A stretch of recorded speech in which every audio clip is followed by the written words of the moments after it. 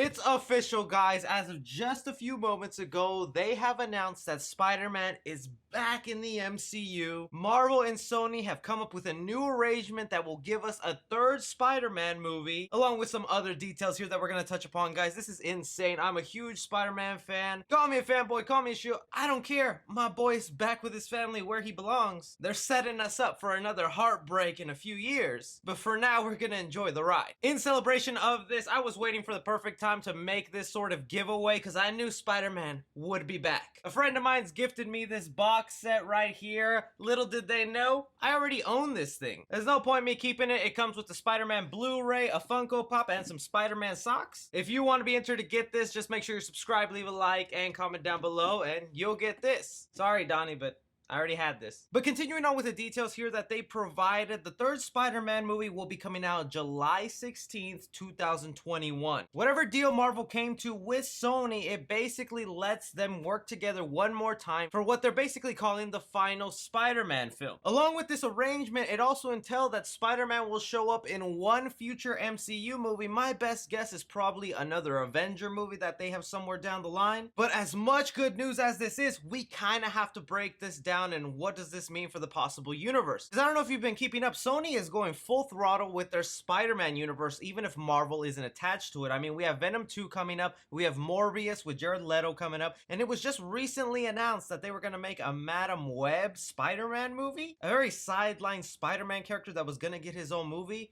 I don't know how that was going to work. So although you might be excited and happy that Spider-Man is back, like I said, they are setting us up for another bad breakup. Because this deal, as of right now that we know it, is only for 2 more films with Spider-Man in the MCU. One where Spider-Man will have his own third movie, and then this unknown future Marvel film that I'm best guessing is an Avengers movie, because those are the ones that Spider-Man usually shows up in. But on the MCU side of this, I'm so happy they're not going to scrap that cliffhanger that they left us with at the end of Far From Home. We're gonna get to see the repercussions of Spider-Man's identity being thrown out there, what that means for the world. Also, if they were gonna finally set up this whole Sinister Six thing that they were going along with, that added addition of a future Marvel film could possibly mean that the door is still way open for Spider-Man to continue with the MCU. I don't see why Sony would want to repeat this mistake of, okay, this was fine, guys, but now we're breaking up for sure. We need the space.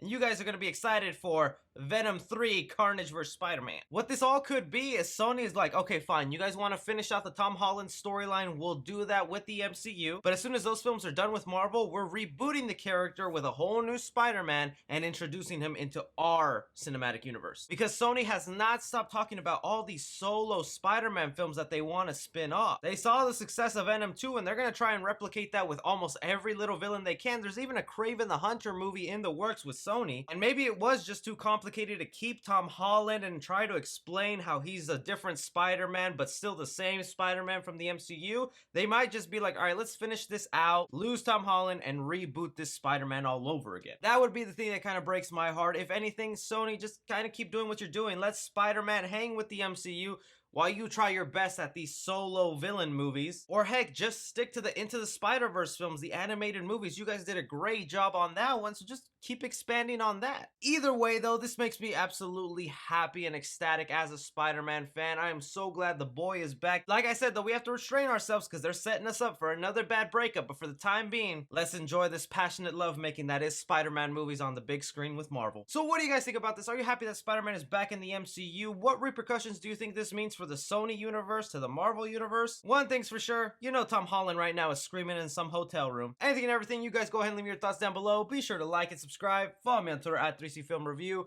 As always, I'm Chris. Take care.